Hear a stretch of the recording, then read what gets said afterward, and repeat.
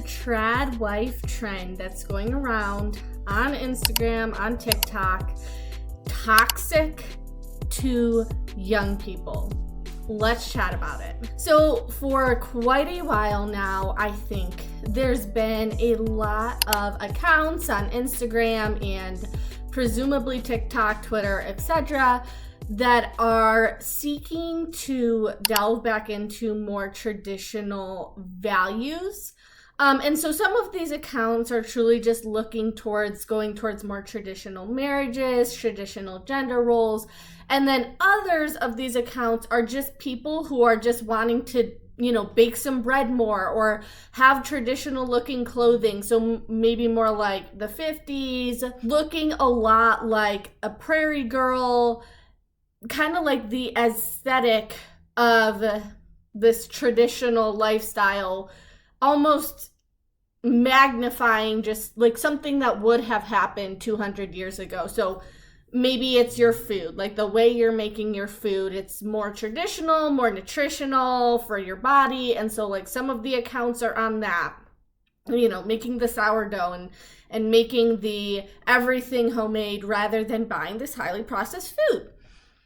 And then others of the accounts are actually talking about traditional marriage, how that's played out in the Bible, what biblical marriage looks like versus just a basic traditional. And so there's a lot of varying degrees of these type of accounts on Instagram for sure that I know about, but apparently also on TikTok and Twitter and all the other platforms. Now, I try not to keep up with too much on the online community, but I myself do follow several of these quote-unquote trad wife accounts because I enjoy the aesthetics that they bring, and I think that there's some very good things that are sometimes said, but for the most part, it's just fun to be able to see people who are doing different things like, homemaking or doing like aesthetic homey things that you might have wanted to do, knitting, crocheting, sewing, baking, like just getting back to kind of the basics of things that you would do for your home maybe 100 or 200 years ago. I just want to pause here to remind you to go ahead and click that subscribe button. I talk about all things living an intentional life rooted in God's word. And so that includes aspects like marriage, homemaking, motherhood, pregnancy, etc.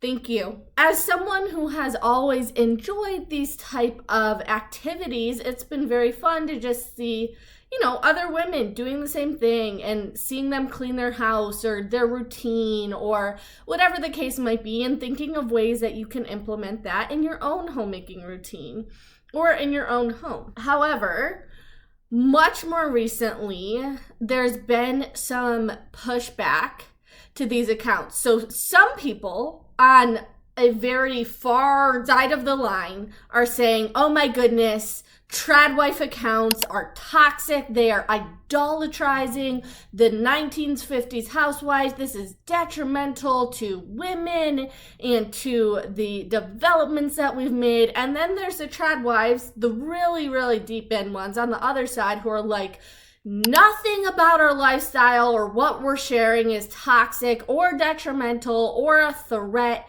to young people. Like, we are 100% doing everything exactly right, and we are not in any way, trying to portray this unrealistic expectation that people are setting for us. And there's no way that we could be in any way negative towards young people. And so with this conversation, obviously there comes a lot of intense ideas, and especially too, it can become sticky for the accounts who are kind of in the middle, who are trying to teach about maybe biblical womanhood or biblical gender roles and biblical, just like marriage, just talking about maybe marriage or something on their site, but they're not really these trad wife aesthetic accounts where it's like, oh, we make sourdough every day and wear the prairie dresses and, frolic about in whatever. You get the point, right?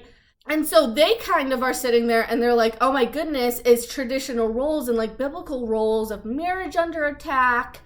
And I think what's so funny is that in all of these types of conversations that happen, especially online when people cannot talk about them face to face, there is not a lot of nuance given to either side of the spectrum. And so there's people on both sides who are both very strong and like, oh my goodness, they are attacking us.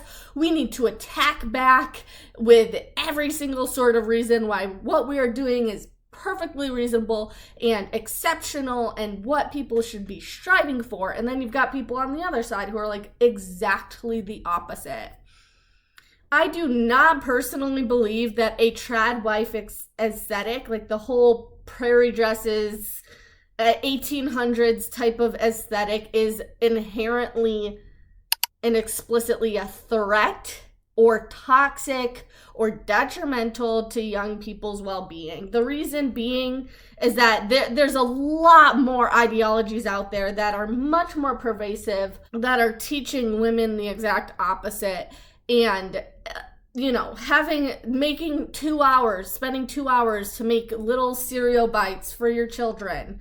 Okay, is that realistic? No, that's not realistic. But most people, I hope, most people are not coming to the internet looking for realism, right? An influencer's lifestyle is not going to be realistic for your lifestyle either, right? Any influencer, maybe they're just a generic influencer who has a big house. Like, going around and doing a house tour, watching a house tour that they do, that's not going to be realistic for most people's lifestyle most of the time. However, we can appreciate the art and the beauty behind what's being done without specifically attacking and acting like it's completely detrimental to human beings and humankind because we are just setting ourselves back for 500,000 years or whatever the argument might be. At the same time, with the nuance in this situation, I think it can reasonably be said that, especially for the Christian traditional wife type of accounts, right, where there's the aesthetic, the sourdough, the prairie dresses, whatever, we need to be careful to not equate our outward appearance with holiness or with some sort of other special type of thing, like you're a more special Christian. And I don't genuinely think that most of, especially the Christian ones, like they're not sitting there trying to inherently make you think that they're more holy because they wear a dress, or they're more holy because they have this cute aesthetic, or making sourdough is more holy. I don't think that that's what's meant by these accounts, by this whole trend. However, because it is so prevalent, right? Like, just like there's a wave of feminism and like that's so prevalent, and now there's this wave of like kind of like more traditional types of things being done, and that's super prevalent. I think we can easily go into the camp of, well, because it is such a prevalent thing, are we kind of influencing people to believe that this is something that they should do? That because I'm doing this, because other influencers are doing this, like this is what you should do to be a good wife, or this is what you should do to be a good homemaker or a good mother. And so I think that that's kind of where the nuanced conversation comes in of like, we should not be taking the Bible out of its context and being like, okay, unless you're doing XYZ, you are not as holy as I am, or as, close to God as I am, or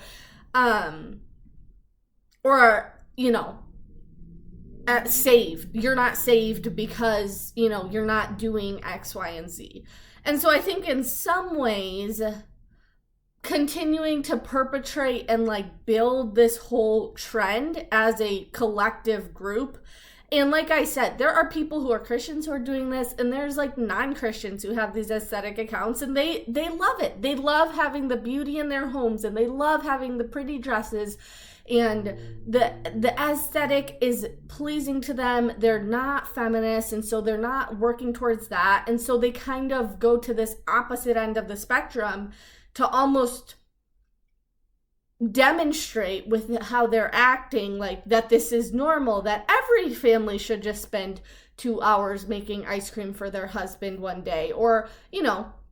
And I don't think that that's their goal behind it, but when you so perpetrate an idea, when a trend so overtakes people, I think that's what people can relatively assume from, especially if they get really deep into the trend and they're like sitting there and then all they do is follow like these aesthetic mom accounts, and then they're sitting there and they're like, oh my goodness, I don't do this in my, like, I don't make sourdough, so maybe I need to start doing that, and I can be a better wife because I'm making sourdough. And when in reality, that's not biblical, and that's not, you know, even beneficial sometimes for your specific family in your specific situations.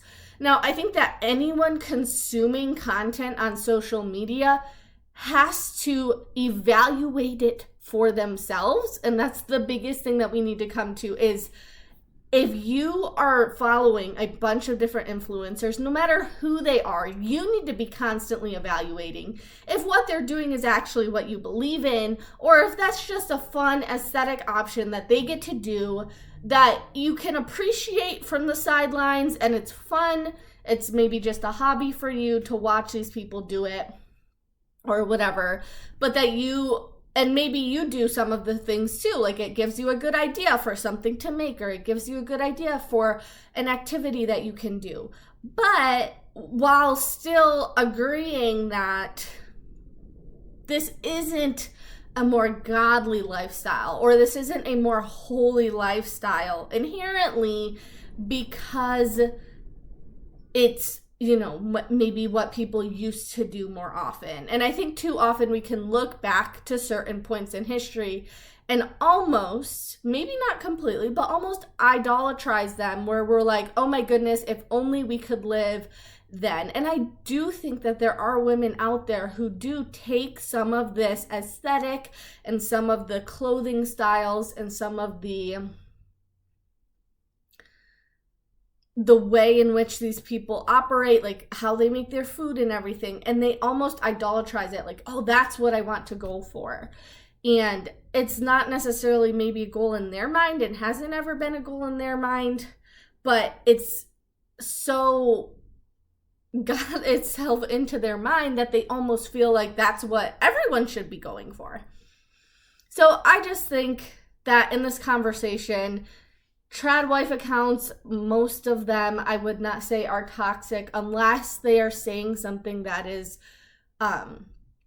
explicitly against God's word.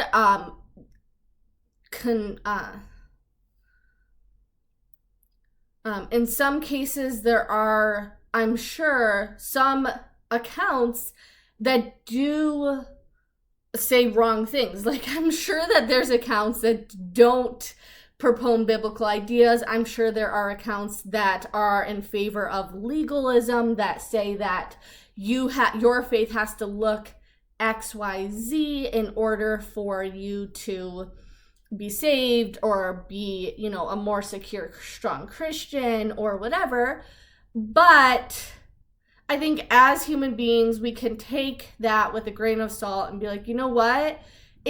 It's not more holy for me to do something just because an account on Instagram or TikTok or YouTube told me to do so.